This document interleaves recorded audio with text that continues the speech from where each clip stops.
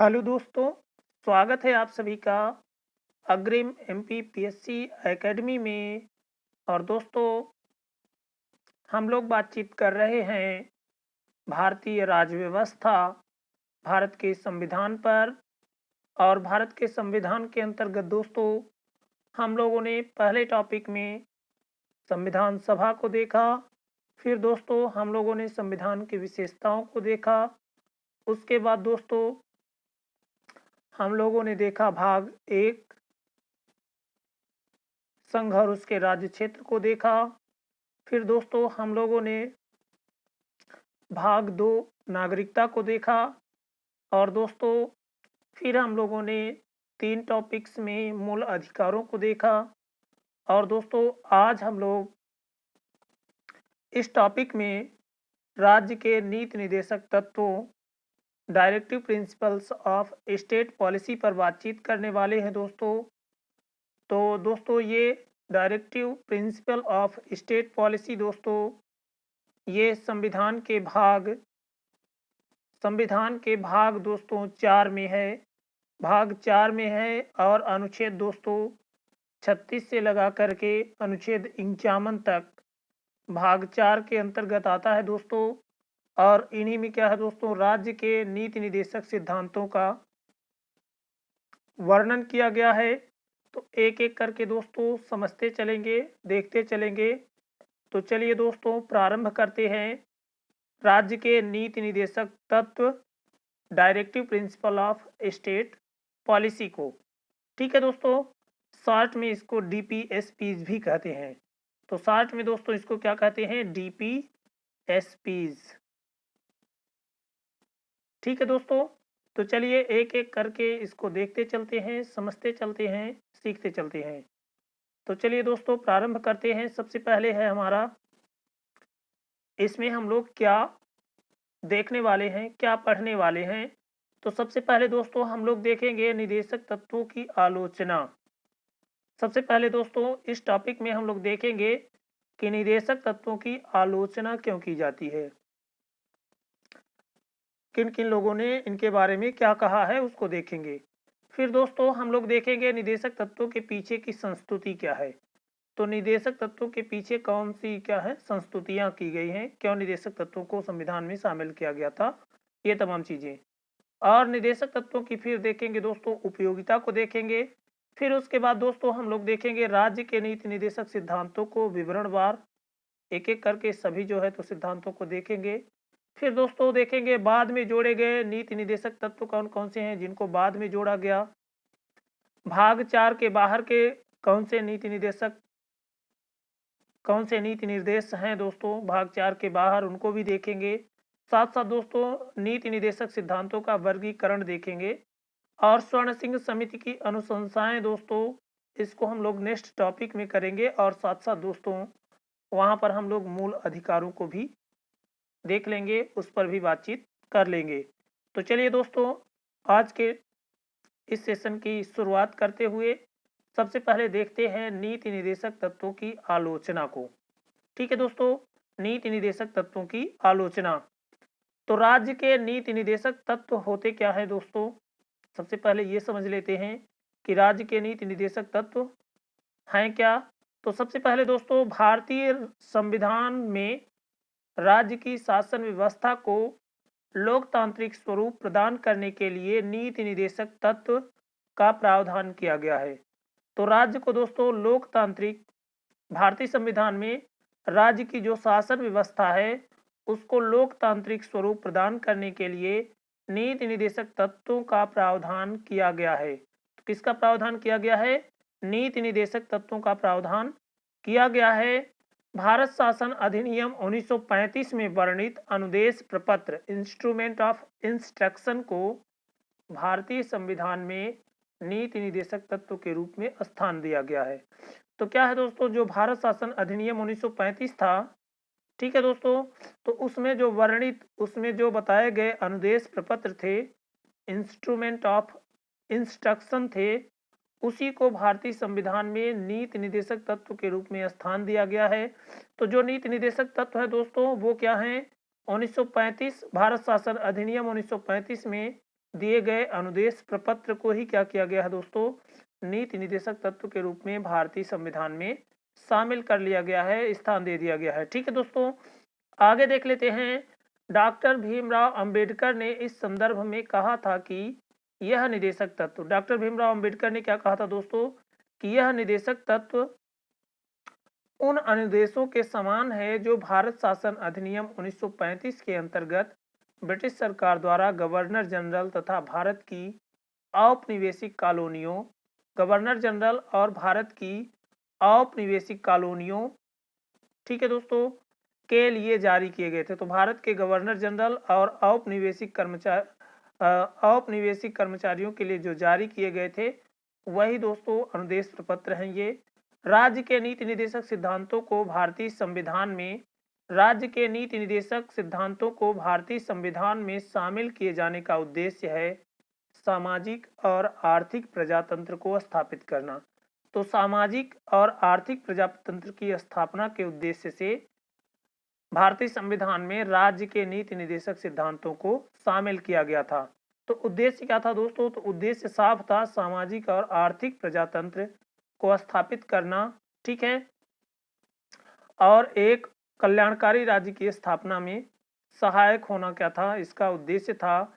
जैसा कि संविधान निर्माता भारत को भविष्य में देखना चाहती थी, तो राज्य के नीति निदेशक सिद्धांतों को भारतीय संविधान में शामिल किए जाने का उद्देश्य सामाजिक और आर्थिक प्रजातंत्र को स्थापित करना था, ठीक है, एक कल्याणकारी राज्य की स्थापना में सहायक है, जैसा कि संविधान निर्माता भारत को भविष्य में देखना चाहते थे। तो संविधान निर्माता भारत को भविष्य में लोक कल्याणकारी, ठीक है दोस्तों, सामाजिक और आर्थिक प्रजातंत्र के साथ साथ एक कल्याणकारी राज्य की भूमिका में देखना चाहते थे। तो इसीलिए इनको उसमें राज्य के नीति निदेशक सिद्धांतों को संविधान में शामिल किया गया। आगे देख लेते हैं दोस्तों। यह तो देश के शासन में मूलभूत स्थान रखते हैं, और जो नीति निदेशक क्या है दोस्तों, सिद्धांत हैं, ये शासन में मूलभूत स्थान रखते हैं। अतः राज्य का कर्तव्य होगा कि इन तत्वों का प्रयोग यथासंभव विधि निर्माण में करे। तो राज्य का क्या होगा दोस्तों, राज्य का कर्तव्य होगा कि इन तत्वों का जो प्रयोग है वो यथासंभव विधि निर्माण, कानून निर्माण में किया जाए। संविधान निर्माण के दौरान देश की स्वतंत्रता नवजात स्थिति में थी। जब संविधान दोस्तों बन रहा था उस समय जो देश की स्वतंत्रता थी, देश की फ्रीडम थी, वो क्या थी दोस्तों, वो शिशु अवस्था में थी, नवजात स्थिति में थी। ऐसे में राज्य के पास इन विस्तृत नीतिगत तत्वों को लागू करने योग्य प्रशासनिक तथा आर्थिक संसाधनों का अभाव था। तो क्या था दोस्तों, जो राज्य था उसके पास इन विस्तृत नीतिगत तत्वों को लागू करने योग्य जो प्रशासनिक और आर्थिक संसाधन थे उनका क्या था दोस्तों, अभाव था। इसलिए उस टाइम पर इनको क्या किया गया दोस्तों, नीति निदेशक तत्वों के अंतर्गत रखा गया, ठीक है दोस्तों। आगे देख लेते हैं। स्वतंत्रता के समय भारत का राजनीतिक एकीकरण हुआ था, और जब क्या हुआ दोस्तों, स्वतंत्रता के समय क्या हुआ, भारत का राजनीतिक एकीकरण हुआ। ऐसे में समस्त नीति के तत्वों के लिए समान राजनीतिक सहमति बनाना संभव नहीं था। क्या हुआ था दोस्तों, स्वतंत्रता के समय ऐसी परिस्थितियां बन गई थी कि भारत क्या हुआ था, जो था तो वो दो भागों में बटा था, पाकिस्तान और इंडिया, भारत, हिंदुस्तान और पाकिस्तान दो भागों में बटा था। और हिंदुस्तान में भी क्या हुआ था दोस्तों, हिंदुस्तान में भी सरदार पटेल जी के कूटनीतिक प्रयासों के कारण क्या हुआ था दोस्तों, राजनीतिक रूप से भारत का एकीकरण किया गया था। और क्या था दोस्तों, कई तमाम तरह की वहां पर परिस्थितियां थी जिसके कारण दोस्तों समस्त नीति के जो तत्व थे उनके लिए समान राजनीतिक सहमति बनाना संभव नहीं हो सका था। तो पशुओं का संरक्षण, समान नागरिक संहिता ऐसे संवेदनशील मुद्दे थे। पशुओं का जो संरक्षण था दोस्तों और समान नागरिक संहिता ऐसे ही संवेदनशील मुद्दे थे जिन पर तत्कालीन समय में कठोर निर्णय लेना उचित नहीं था। तो दोस्तों जो पशुओं का संरक्षण, समान नागरिक संहिता, ये क्या थे, ऐसे संवेदनशील मुद्दे थे जिन पर उस समय कोई कठोर निर्णय लेना उचित नहीं था। क्योंकि देश में पहले से ही सांप्रदायिक सद्भाव बिगड़ा हुआ था। तो जो सांप्रदायिक सद्भाव था दोस्तों, तो राजनीति के एकीकरण के कारण पहले से ही बिगड़ा हुआ था। इस कारण से दोस्तों उस समय कठोर निर्णय नहीं लिए जा सके और फिर आगे जाकर के दोस्तों संविधान निर्माताओं के समक्ष इस बात की भी कठिनाई थी कि वह मूल अधिकारों को स्थापित करने वाली, ठीक है दोस्तों, मूल अधिकारों को स्थापित करने वाली नीति निदेशक तत्वों को कैसे लागू करें। तो मूल अधिकारों पर क्या है दोस्तों, मूल अधिकारों के ऊपर जो लागू करने वाली क्या थी दोस्तों, नीति निदेशक तत्व थे, उनको कैसे लागू करें, विशेषकर न्यायपालिका के हस्तक्षेप की संभावना को देखते हुए। तो क्या था, न्यायपालिका के हस्तक्षेप की संभावना को देखते हुए संविधान निर्माताओं के समक्ष इस बात की कठिनाई थी कि वह मूल अधिकारों को अच्छी तरह से किस प्रकार से लागू करें और किस प्रकार से नीतियां बनाएं कि ये जो नीति निदेशक तत्व हैं और वो क्या है मूल अधिकार हैं, उनमें किसी प्रकार से टकराव न हो। राज्य की नीति के निदेशक तत्व शीर्षक से यह स्पष्ट होता है कि नीतियों एवं कानूनों को प्रभावी बनाते समय राज्य इन तत्वों का ध्यान में रखेगा। तो नीति निदेशक तत्व शीर्षक से ही स्पष्ट हो जाता है दोस्तों, नीति निदेशक तत्व शीर्षक से स्पष्ट हो जाता है कि नीतियों एवं कानून को प्रभावी बनाते समय, कोई भी नियम, कानून या नीतियां बनाते समय, उसको प्रभावी करते समय राज्य क्या करेगा, इन सभी तत्वों को जो भाग 4 के अनुच्छेद 36 से 51 में दिए गए हैं, इनको क्या करेगा, ध्यान में रखेगा। यूं मानिए दोस्तों कि जो नीति निदेशक तत्व हैं वो राज्य के लिए, सरकार के लिए एक आईने की तरह हैं कि सरकार क्या करेगी, राज्य क्या करेगा, नीतियों के निर्माण के या कानून के निर्माण के या कानून के प्रभावी बनाने के लिए वो क्या करेगा, उस दर्पण को देखेगा और उसके अनुसार ही क्या करेगा दोस्तों, नियम कानून को बनाएगा, ठीक है दोस्तों, और उनको इम्प्लीमेंट्स कराने की कोशिश करेगा। तो दोस्तों एक एक करके समझते चलते हैं। तो यह संवैधानिक निवेश या विधायिका, कार्यपालिका और प्रशासनिक मामलों में राज्य के लिए सिफारिशें हैं। और जो नीति निदेशक तत्व हैं दोस्तों, ये क्या हैं, संवैधानिक निर्देश हैं जो विधायिका, कार्यपालिका और प्रशासनिक मामलों में राज्य के लिए क्या है, एक तरह की सिफारिश हैं। अनुच्छेद 46 के अनुसार भाग 4 में राज्य का वही अर्थ है जो मूल अधिकारों से संबंधित भाग 3 में है।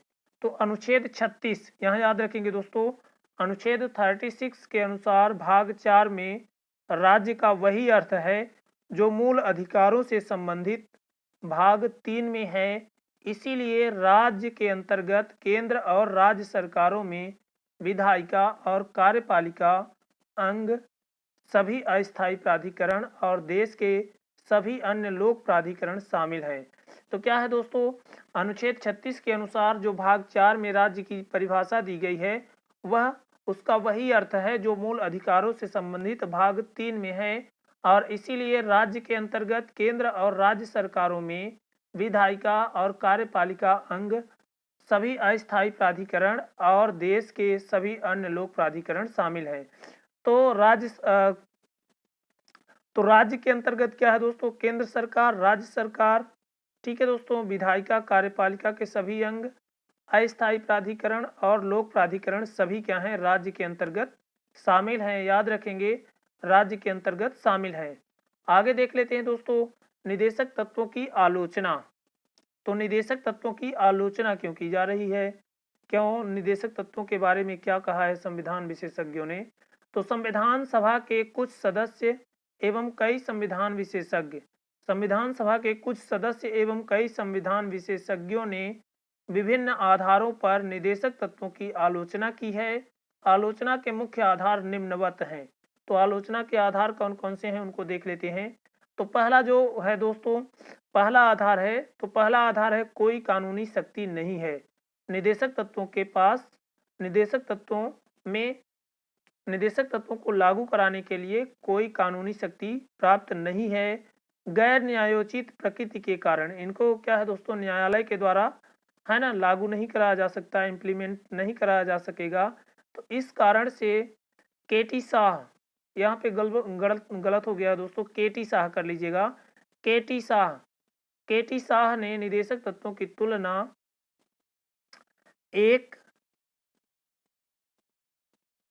एक ऐसे चेक से की है जो बैंक की सुविधा अनुसार अदा किया जाएगा। तो केटी शाह ने निदेशक तत्वों की तुलना एक ऐसे चेक से की है जो बैंक की सुविधा के अनुसार, एक ऐसे चेक से की है। एक तुलना क्या है, एक ऐसे चेक से की है, एक ऐसे चेक से की है जो बैंक की सुविधा के अनुसार अदा किया जाएगा। दोस्तों ध्यान रखेंगे कि जो परीक्षाएं हैं दोस्तों, इनमें क्या किया जाता है, इनमें अब अक्सर करके ये जो है तो दे दिया जाएगा इस तरह से कि नीति निदेशक तत्व के संबंध में निम्नलिखित में से कौन सा से सही है।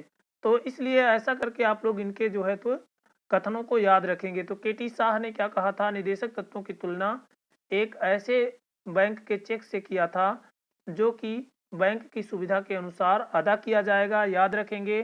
टीटी कृष्णामाचारी ने इन्हें भावनाओं का स्थायी कूड़ाघर कहा।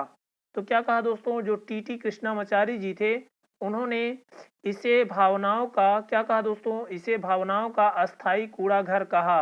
और केसी फेयर महोदय ने क्या कहा, इन्हें धार्मिक उपदेश की संज्ञा दी। तो निदेशक तत्वों की आलोचना में केटी शाह महोदय कहते हैं कि यह ऐसा चेक है यह एक ऐसा चेक है जो बैंक की सुविधा के अनुसार अदा किया जाएगा। और टीटी कृष्णामाचारी ने इसको भावनाओं का अस्थायी कूड़ाघर कहा। और दोस्तों केसी फेयर महोदय ने इन्हें धार्मिक उपदेश की संज्ञा दी।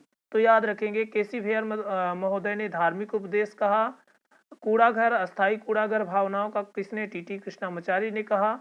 और बैंक की सुविधा अनुसार अदा किया जाएगा ऐसे चेक से तुलना किसने की, केटी शाह ने की। तो याद रखेंगे।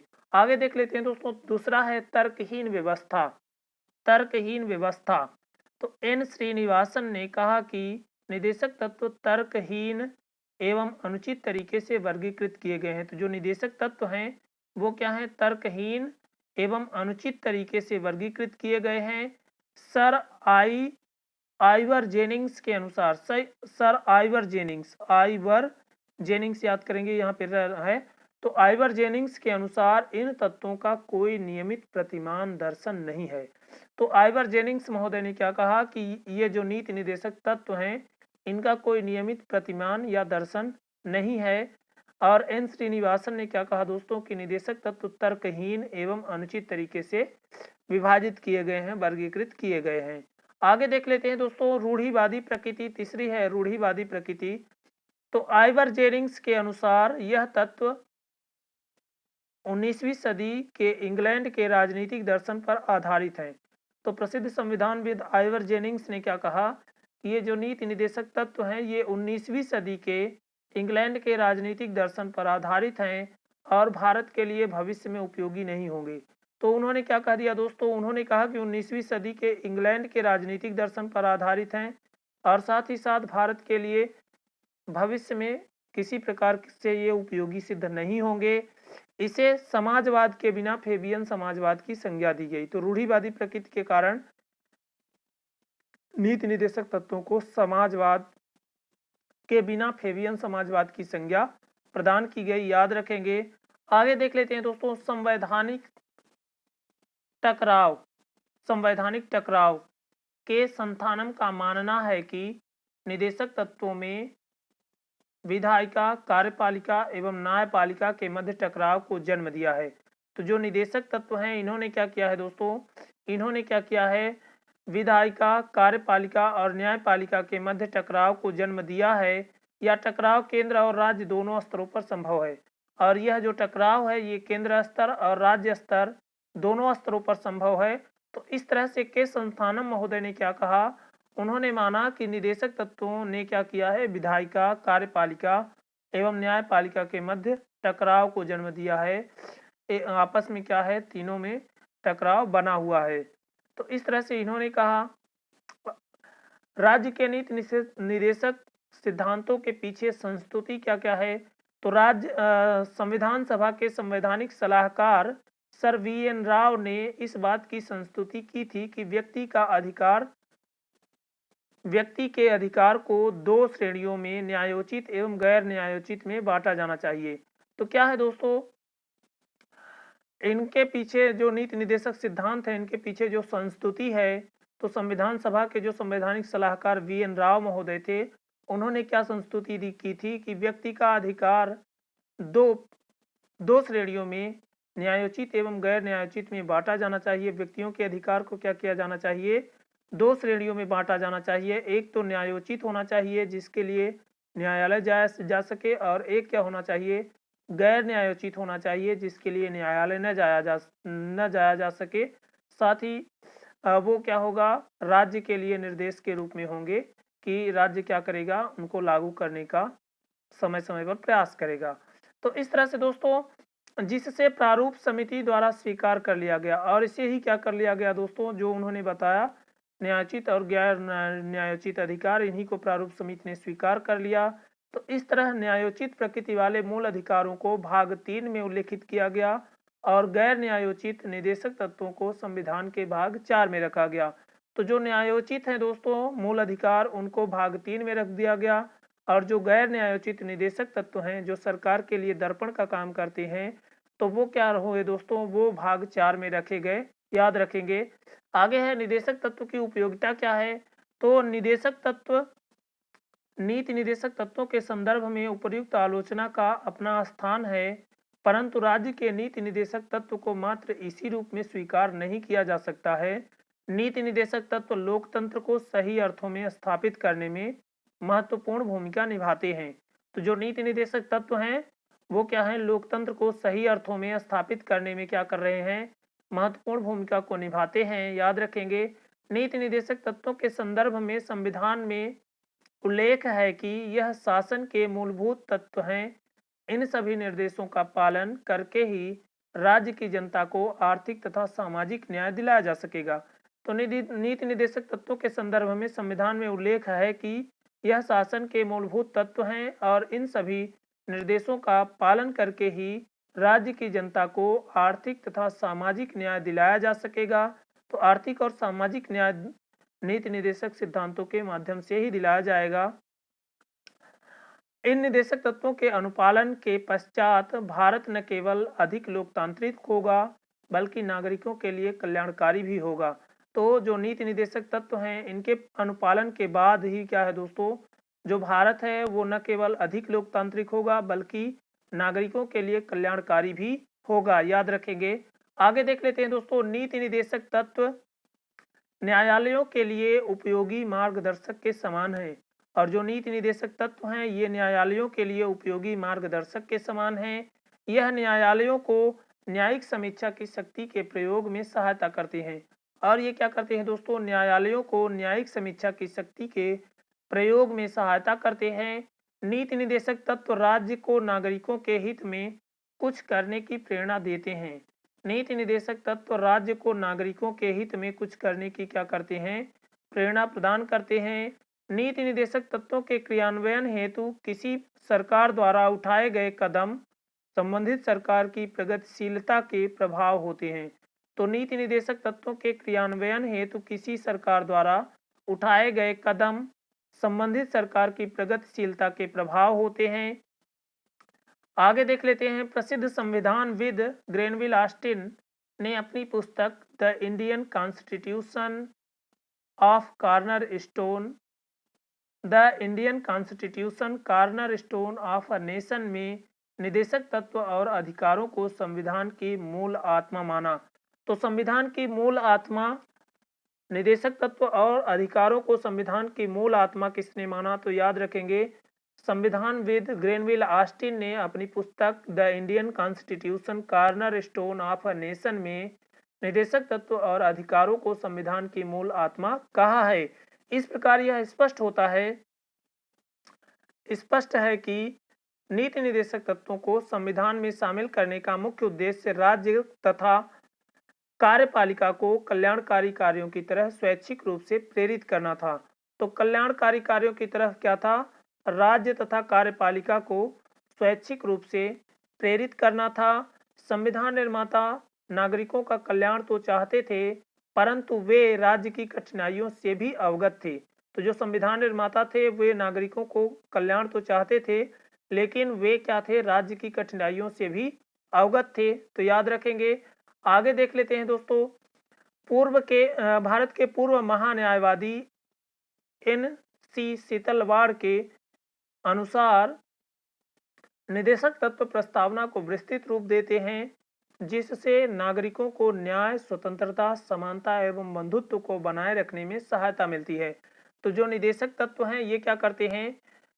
प्रस्तावना को विस्तृत रूप प्रदान करते हैं, जिससे नागरिकों को न्याय, स्वतंत्रता, समानता एवं बंधुत्व को बनाए रखने में सहायता मिलती है। ऐसा पूर्व महान्यायवादी NC सीतलवाड़ जी ने कहा है। ठीक है दोस्तों, आगे देख लेते हैं। राज्य के नीति निदेशक सिद्धांतों का विवरण एक एक करके दोस्तों देखते चलेंगे। तो अनुच्छेद क्या है दोस्तों? 36 हम लोगों ने देखा। राज्य का क्या है? राज्य की परिभाषा दी गई है, वही परिभाषा है जो अनुच्छेद 12 में थी। ठीक है दोस्तों, अनुच्छेद 37 क्या है दोस्तों? राज्य क्या करेगा? नीति निदेशक तत्वों को लागू कराने के प्रयास करेगा। ठीक है दोस्तों, अब अनुच्छेद 38 यहाँ पे दोस्तों अनुच्छेद 38 से हम लोग देखेंगे। तो इस तरह से दोस्तों ये हो गया।